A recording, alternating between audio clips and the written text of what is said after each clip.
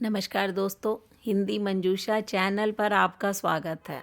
चलते हैं कहानी मंच की ओर। आज की छोटी सी कहानी जो कि जीवन के प्रति आपकी सोच बदल सकती है। कहानी का शीर्षक है अनकहा वादा। सुनीता, अब मेरी सांसें थक रही हैं। बिस्तर पर पड़े हुए अभय जी की आंखें धुंधली हो रही थी। पत्नी सुनीता ने घबराकर उनका हाथ पकड़ लिया। ऐसी बातें मत कीजिए, डॉक्टर ने कहा है दवाइयाँ असर करेंगी।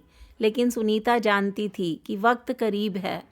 पति की सूखी हथेलियाँ, उनका कांपता स्वर, सब कुछ इशारा कर रहे थे। एक वादा करो मुझसे, अभय जी ने धीमे स्वर में कहा। क्या? चाहे कुछ भी हो, हमारे बच्चों पर पूरा भरोसा करना। मैं नहीं रहूँगा, फिर भी तुम्हारा सहारा बनेंगे। आंखों से आंसू बहते हुए सुनीता ने सिर हिला दिया। लेकिन शायद वो नहीं जानती थी कि भविष्य उसके लिए कैसी परीक्षा लेकर आने वाला है। 2 हफ्ते बाद सुनीता के पति अभय जी का देहांत हो गया। घर में शोक का सन्नाटा छा गया। बड़े बेटे आरव, बहू मोना, छोटा बेटा अगम, बेटी श्रुति, सब ने रो रो कर पिता को विदा किया। सुनीता ने खुद को समझाया, अब मैं अकेली हूँ, लेकिन मेरे बच्चे मेरी ताकत हैं। शुरुआत में तो सब ठीक चला। बच्चे माँ को समझाते, उसका ख्याल रखते, लेकिन धीरे धीरे माहौल बदलने लगा। आरव ने कहा, माँ, ये मकान और ज़मीन बहुत बड़ी जिम्मेदारी है। अब पापा नहीं रहे तो कागजात मेरे नाम करा दीजिए, सब कुछ सुरक्षित रहेगा। सुनीता को अपने पति की कही बात याद आई। उन्होंने विश्वास किया और दस्तावेज आरव को सौंप दिए। कुछ ही महीनों में छोटे बेटे अगम ने भी कहा, माँ, मैं भी बंटवारा चाहता हूँ। आखिर मेरी हिस्सेदारी कहाँ गई? बहसें शुरू हो गई। घर का माहौल जहरीला बन गया।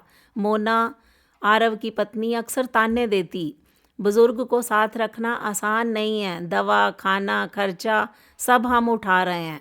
धीरे धीरे सुनीता का कमरा कोने में धकेल दिया गया। एक रात आरव और अगम ने मिलकर फैसला किया कि माँ अब अकेली रह लेंगी, हमें भी अपनी अपनी ज़िंदगी देखनी है। अगले ही दिन उन्होंने सुनीता को कहा, माँ, अब आप गांव में चले जाइए, वहाँ शांति से रहिए, यहाँ आपके लिए जगह नहीं है। सुनीता को यकीन ही नहीं हुआ कि बेटा, मैं तुम्हारे लिए क्या क्या नहीं किया। तुम्हारे पापा का भी यही सपना था कि हम साथ रहें। लेकिन सुनीता की बात किसी ने नहीं सुनी। सुनीता को ज़बरदस्ती एक पुराने घर में छोड़ दिया गया। उनके पास सिर्फ एक थैला था, कुछ कपड़े और भगवान की तस्वीर। शुरुआती दिनों में रो रो कर सुनीता ने अपनी रातें काटी, लेकिन फिर उन्होंने खुद को संभाल लिया। उन्हें याद आया कि उनके पास एक छुपा हुआ खजाना है, पति के समय का फिक्स्ड डिपॉजिट पासबुक, लगभग 2 करोड़ रुपए। किसी को नहीं बताया, चुपचाप अपने साथ रख लिया। धीरे धीरे छोटी सी नौकरी शुरू की, पास के मंदिर में फूल माला गूंथने की। लोग उन्हें माँ जी कहकर पुकारने लगे। सुनीता ने अपना दर्द छुपाकर मुस्कान पहन ली।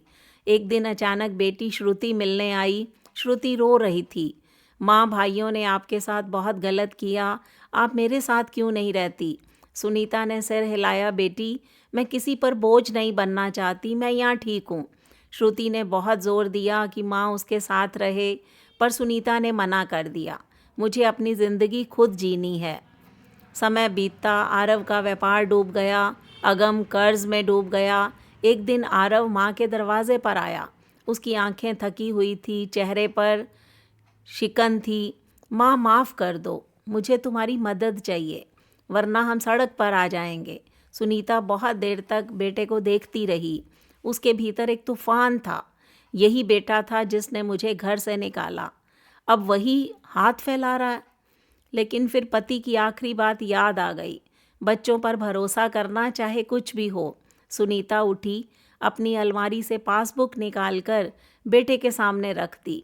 ये वो जमा पूंजी है जिसे मैंने और तुम्हारे पापा ने पूरी ज़िंदगी की कमाई से बचाया। मैं इसे इसलिए छुपाए रही क्योंकि मुझे डर था कि तुम इसकी कद्र नहीं करोगे। आज मैं तुम्हें दे रही हूँ, लेकिन याद रखना, अगर तुमने इस पैसे से अपनी माँ का भरोसा तोड़ा तो ये दौलत भी तुम्हें बचा नहीं पाएगी। आरव फूट फूट कर रो पड़ा। माँ मैं बदल जाऊँगा इस बार सचमुच। सुनीता ने हल्की मुस्कान दी। मन ही मन जानती थी कि पैसा आदमी को बचाता है या बिगाड़ता है, ये समय ही बताएगा। उस रात सुनीता ने भगवान की मूर्ति के आगे दीपक जलाया। धीरे धीरे बुदबुदाई, अभय जी मैंने अपना वादा निभा दिया। माँ होना आसान नहीं है, लेकिन आज मैं हल्की हो गई। आरव ने पासबुक हाथ में लिया, आंसू बह रहे थे। कसम खाई, माँ मैं अब सब ठीक करूँगा। सुनीता ने दिल पर पत्थर रखकर भरोसा कर लिया। लेकिन पैसा, वो भी इतना बड़ा, आदमी की नीयत को परखता है।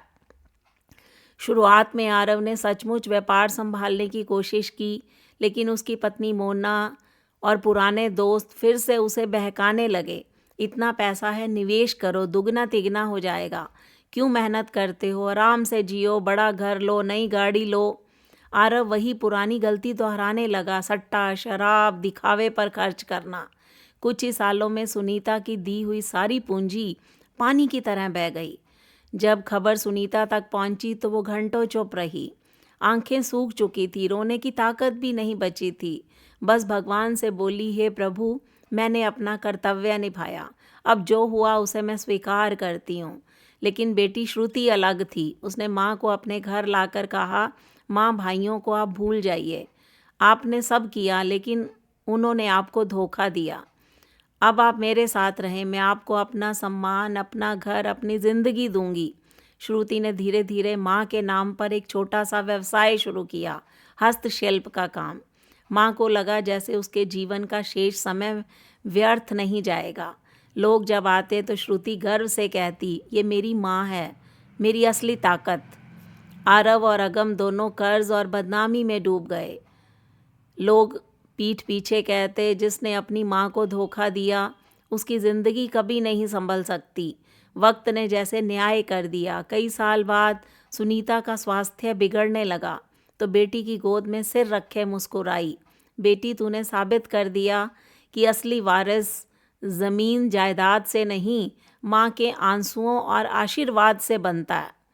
श्रुति की आंखें नम हो गई। उसने माँ का हाथ थामकर कहा, आप निश्चिंत रहिए, आपका नाम और सम्मान मैं कभी मिटने नहीं दूंगी।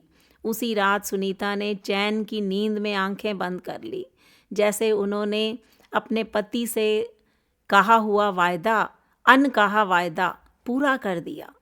ये थी दोस्तों अनकहा वादा। ये कहानी आपको कैसी लगी, इस पर अपनी प्रतिक्रिया दीजिए। हिंदी मंजूषा चैनल को सब्सक्राइब कीजिए। मिलते हैं अगली वीडियो में, तब तक के लिए बाय बाय।